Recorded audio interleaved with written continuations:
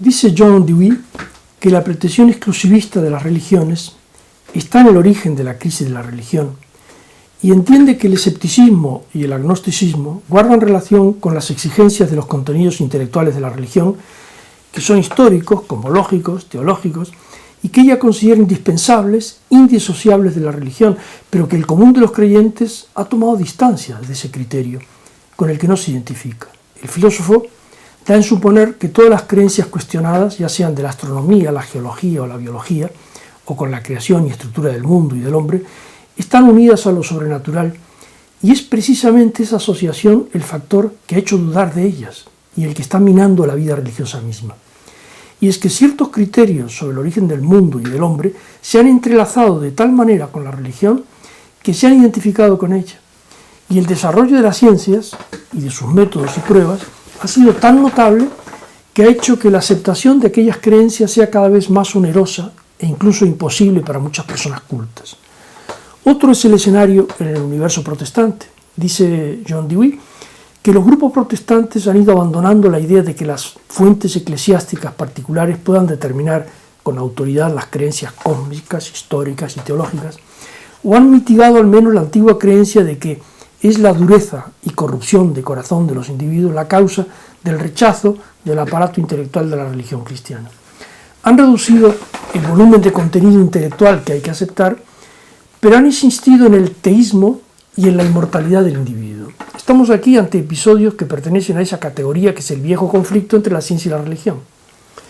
Los progresos de la astronomía, que han impactado en la antigua cosmogonía de la religión, los descubrimientos geológicos que han desplazado los mitos de la creación, las investigaciones en biología, que han asestado un duro golpe al concepto de alma, son otros tantos capítulos de ese viejo conflicto.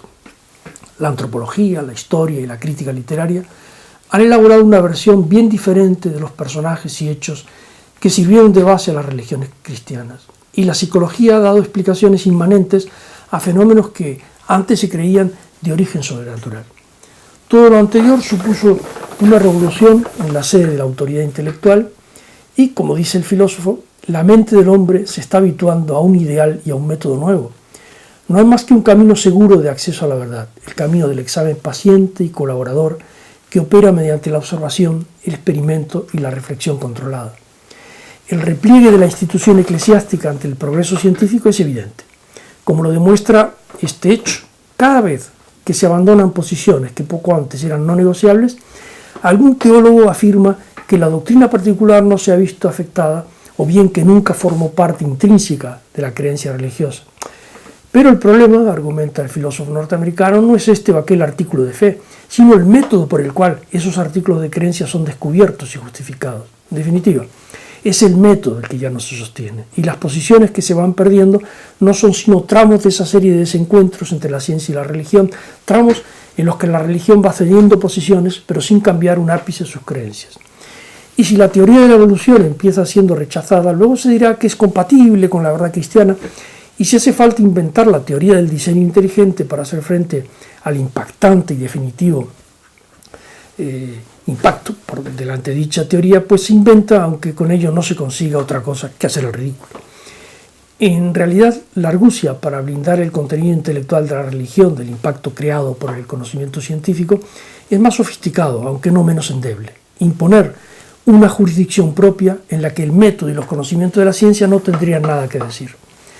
Con ese recurso conseguían una demarcación entre los dos territorios. Uno era el reino de la naturaleza o del conocimiento natural y otro el de la revelación.